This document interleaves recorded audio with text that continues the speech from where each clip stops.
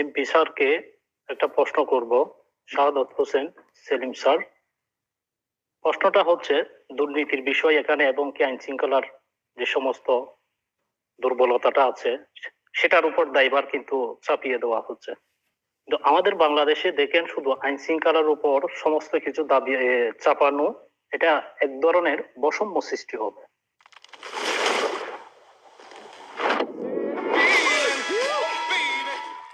থেকে 5 দিন বা এক সপ্তাহ হচ্ছে না, তাহলে এই জায়গা থেকে আমাদেরকে প্রতিনিয়ত এখন একটা কাজ করতে হবে যে দুর্নীতি মুক্ত এবং কি চাঁদাবাজ মুক্ত বাংলাদেশ গড়ে তোলা কি সম্ভব কিনা আদৌ। যদি সম্ভব হয়ে থাকে শুধু আইন শৃঙ্খলা বাহিনী এবং কি রাজনৈতিক দলের নেতার উপর চাপিয়ে দিলে হবে না। এই জিনিসটিকে আমাদেরকে কেন্দ্র করতে হবে। যে সমস্ত সরকারি আমলাগুলো রয়েছে, যে সমস্ত সরকারি অফিসগুলো রয়েছে, সবকিছুতেই কিন্তু দুর্নীতি ভরপুর এবং কি ঘুষ বাণিজ্য হচ্ছে। এই ঘুষ বাণিজ্য থেকে কি বাংলাদেশের জাতি কি মুক্তি পাবে কিনা?